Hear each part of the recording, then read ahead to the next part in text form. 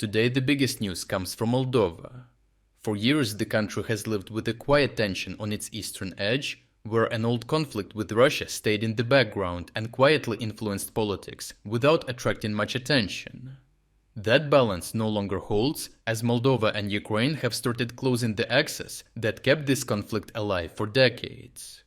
Ukraine and Moldova have now jointly enacted a full blockade against Transnistria, marking a clear policy shift by closing all crossings and applying customs and security controls to everything moving in or out of the region. At midnight on January 1st, Ukraine began enacting strict controls along the roughly 450 kilometers border with Transnistria, requiring inspections for any permitted movement of goods or people. At the same time, Moldovan authorities strengthened checkpoints and expanded border enforcement, using mobile units to support controls beyond fixed crossings. Together, these steps turned Transnistria from a gray zone Russia could manage quietly into a controlled space where outside support becomes highly visible. The goal of this move is to cut off Russian influence in Transnistria without starting a war. Over time, it also aims to weaken Russia's power in a region it has used for pressure since 1992. This begins with political isolation, as the separatist leadership loses outside contacts and the freedom to act on its own. The blockade also cuts logistics, because around 1,500 Russian troops depend on steady access to fuel, equipment, and daily supplies.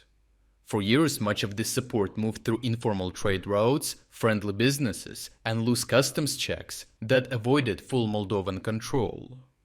By shutting these routes down, Moldova and Ukraine make Russia's presence harder to sustain and far less effective as a tool of pressure near the European Union.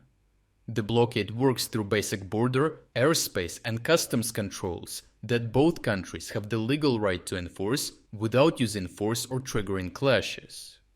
Moldova and Ukraine now coordinate their border systems, so people or goods can only move if both sides allow it, closing gaps that once existed. Moldovan control of airspace blocks any air deliveries into Transnistria, while rail and road traffic is stopped unless it meets strict customs rules. In simple terms, Transnistria is no longer a free passage zone, but a tightly controlled area where outside support is difficult and visible. At the same time, the Moldovan government is strengthening control inside the country by bringing autonomous regions more firmly under central authority, reducing room for Russian influence. This internal consolidation is closely linked to the blockade, because cutting off Transnistria's outside access also cuts off a key source of political and economic support for Russian-aligned actors inside Moldova. With no land routes, no air access, and no legal trade flows, Russia can no longer easily fund, supply, or coordinate pressure through local groups and allies. This weakens the influence networks that relied on cross-border support and makes it easier for the central government to assert control over autonomous regions. Any secret attempts to move supplies or influence now face a high risk of being exposed, while open military support is not possible without crossing Ukrainian or Moldovan territory. Russia has very few realistic ways to respond because there is no safe route to send supplies or rotate troops without passing through areas fully controlled by Moldova or Ukraine. Attempts to bypass the blockade in secret would carry serious political costs if exposed, while open efforts would quickly trigger international attention. With no sea access and no workable air link, the landlocked region cannot be reliably supported from the outside, which means Russia's influence there continues to shrink as time works against it and local options continue to narrow. Overall, this joint blockade shows a clear change in how Moldova and Ukraine are dealing with Russian influence, choosing consistent pressure instead of open conflict. By cutting Transnistria off from the trade that kept it running outside Moldovan control, both countries are making it harder for the region to be used by Russia. This is not about starting a fight, but about slowly tightening control through laws and enforcement.